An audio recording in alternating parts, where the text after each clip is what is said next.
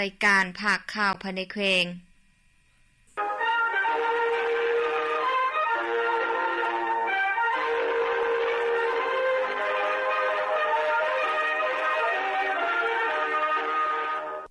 ท่านผู้ฟังที่เคารพต่อไปใจประธานมาฟังข่าวภายในแขวงที่มีหัวข้อข่าวคมเนื้อในดังต่อไปนี้กองบัญชาการทหารแขวงพงศลีประกาศแต่งตั้งนายทหารคัดนำพาบรรษาเพื่อเฮ็ดให้กองจักการจัดตั้งภายในกองทัพก็คือกองบัญชาการทหารแขวงพงศลีมีความหนักแน่นเข้มแข็งและตอบสนองได้ตามความอยากต้องการของหน้าที่การเมืองในระยะใหม่วันที่8พฤษภาคม2026นี้ที่สโมสรห้องว่าการเมืองบุญเหนือกองบัญชาการทหารแขวงพงศลีได้จัดพิธีประกาศแต่งตั้งหน้าที่คันห้องหัวหน้าห้องและหัวหน้าแผนกการเงินห้องพลาธิการภายใต้กันเป็นประธานของสหายพลตรีจันดีสุริวงศ์ศักดิ์หัวหน้ากรมใหญ่พลาธิการกองทัพเป็นเกียรติเข้าร่วมมีคณะพักคณะนำกองบัญชาการทหารแขวงทีมงานจากกระทรวงป้องกันประเทศพร้อมด้วยนายและพลทหารเข้าร่วมสหายพลจัตวาปริญญาเอกผู้เวียงดาวันนาฮักหัวหน้ากรมเสนาพลาได้ผ่านข้อตกลงของกระทรวงป้องกันประเทศและข้อตกลงของกรมใหญ่การเมืองกองทัพว่าด้วยการแต่งตั้งนายทหารดำรงตำแหน่งใหม่เพื่อสืบต่อภารกิจปกปักรักษาดังนี้แต่งตั้งสหายพันโทสมบุญสันประเสริฐเป็นรองหัวหน้าห้องพลาธิการแต่งตั้งสหายพันโทกัญญาไสยวงศาอดีตหัวหน้าแผนกการเงินกรมการเงินมาเป็นหัวหน้าแผนกการเงินกองบัญชาการทหารแขวงพงศลีคนใหม่พร้อมนั้นยังได้ผ่านคำสั่งยกย้ายสหายพันโทวงจันทร์วพไส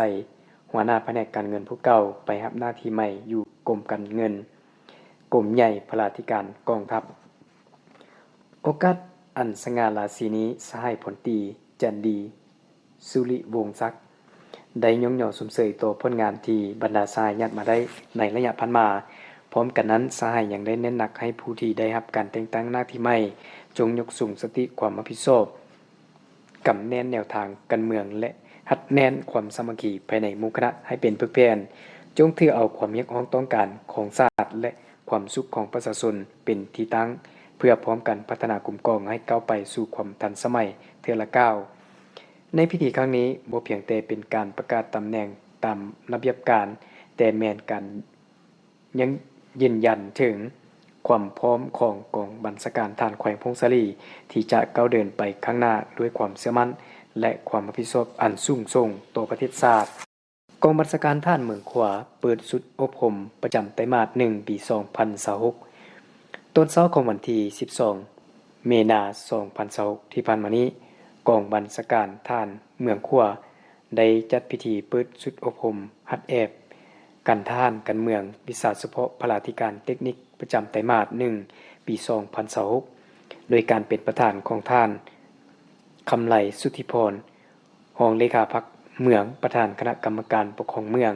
รองประธานป้องกันชาติป้องกันความสงบขันเมืองมีสายพันโทเธอโลประเสริฐรองการทหารกองบัญชาการทหารเมืองมีคณะพักคณะบัญชาตลอดฮอดครูอาจารย์และนักเรียนนักรบภายในกลุ่มกองเข้าร่วมสายพันโทเธอโลประเสริฐรองการทหารกองบัญชาการทหารเมืองได้ขึ้นผ่านโค้ตกลงของกองบัญชาการทหารแขวงพงศลีฉบับเลขที่146กบสคพงศลีวันที่11มีนาคม2026ว่าด้วยการอนุมัติให้กองบัญชาการทหารเมืองขวาเปิดสุดอบรมหัดแอบกันทหารการเมืองวิชาเฉพาะพลาธิการเทคนิคประจำไตรมาส1ปี2026จากนั้นสหายห้อยโทวีรวรรณผู้ช่วยเวียกแขนงอบรมได้ผ่านแผนการอบรมหัดแอบจุดประสงค์อบรมหัดแอบในครั้งนี้เพื่อยกระดับความรู้ความสามารถทางด้านศิลปยุทธยุทธวิธีบรรดาข้อกำหนดกฎระเบียบต่างๆของกองทัพก็คือกรมกองวางออกทั้งเป็นการฝึกฝนกำลังแห่งให้กลายเป็นนายและพลทหารมีความเข้มแข็งสำนิสำนานมีสุขภาพแข็งแรงและมีความอดทนในการกะเกียมพร้อมรับใช้หน้าที่การเมืองในการเกียมพร้อมสู้รบให้มีประสิทธิผลสูงแผนการอบรมหัดแอบในครั้งนี้ประกอบมี4ภาคคือภาคการเมือง6วันภาคทหาร20วันภาควิชาเฉพาะ 56 วันภาคพลาธิการเทคนิค8 วันดำกำหนดเวลาอบรมหัดเอบ90 วันจึงจะสำเร็จโอกาสนี้สหายคำไลสุทธิพลของเลขาพรรคเมืองประธานคณะกรรมการปกครองเมืองของประธานป้องกันศาสตร์ป้องกันความสงบขันเมืองได้แสดงความยินยอมสมเสยต่อการก้าเกี่ยมเนื้อในด้านต่างๆให้แก่การเปิดอบรมหัดเอบในครั้งนี้พร้อมทั้งเน้นหนักให้คณะพรรคคณะบรรษาแต่ละขั้นครูอาจารย์แต่ละสหายให้กำแน่นเสื่อมมั่นยังลึกซึ้งต่อเนื้อในแผนการอบรมหัดเอบสร้างเป็นแผนการอันละเอียดจัดตั้งอบรมหัดเอบให้ถูกต้องตามหลักการกำแน่นบรรดาเนื้อในระดับบัดกาวทฤษฎีหลักการท่าจังหวะขั้นตอนให้มีความสำนิสำนานคล่องแคล่วเอาใจใส่ปฏิบัติข้อกำหนดกฎระเบียบต่างๆของกลุ่มกองให้เข้มงวดถือเอาเวียกงานการศึกษาอบรมการเมืองนำพาแนวคิดเป็นสำคัญเฮ็ดให้พนักงานนักรบมีความสามัคคีนักแน่นทางด้านการเมืองแนวคิดเข้มแข็งทางด้านการจัดตั้งนำเอาเนื้อในแผนการอบรมไปจัดตั้งปฏิบัติอยู่กลุ่มกองอย่างเข้มงวดรับประกันเฮ็ดให้ไหนการอบรมได้รับมากผลสูงและรับประกันความปลอดภัยได้ร้อยส่วนร้อยต่อไปแจ้งบรรทานรับฟังพยากรณ์อากาศประจำวันที่12พฤษภาคม2026สภาพรวมความกดดันต่ำของอากาศร้อนอย่างปกคลุมอยู่ทั่วทุกภาคของประเทศลาวด้วยกำลังอ่อน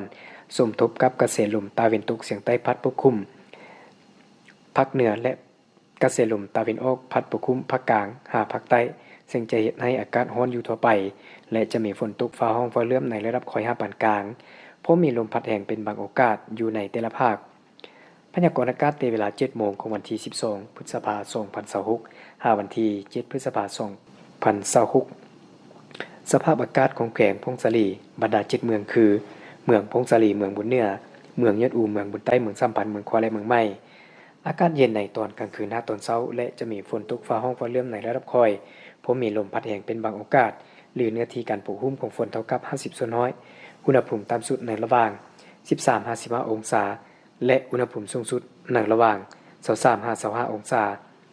รายงานสภาพอุณหภูมิและปริมาณน้ำฝน24ชั่วโมง7เมืองทั่วแขวงพงศาลีอุณหภูมิต่ำสุดของมื้อนี้ 15.0 องศาอุณหภูมิสูงสุดของวันนี้ 24.5 องศาปริมาณน้ำฝน24ชั่วโมงผ่านมาเมืองบุญเหนือ 9.2 มิลลิเมตรเมืองพงศาลี 3.2 มิลลิเมตรเมืองยะอูบ่มีฝนเมืองบุญใต้ 23.4 มิลลิเมตรเมืองสัมพันธ์ 6.0 มิลลิเมตรเมืองขัว 14.0 มิลลิเมตร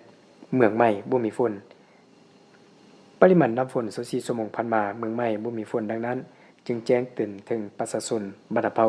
องค์การปกครองท้องถิ่นและองค์การจัดตั้งทุกภาคส่วนจงมีสติระมัดระวังต่อสภาพฝนตกฟ้าร้องฟ้าเลื่อมฟ้าผ่ามักเห็บตกและลมพัดแรงอยู่บางบ่อนพร้อมทั้งติดตามข่าวพยากรณ์อากาศจากแผนกกสิกรรมและสิ่งแวดล้อมแขวงอย่างเป็นประจำที่ท่านรับฟังผ่านไปนั้นก็แม่นข่าวภายในแขวงและพยากรณ์อากาศประจำวันที่12พฤษภาคม2026ท่านผู้ฟังที่เคารพรายการข่าวภาคนี้ได้หมดเพียงเท่านี้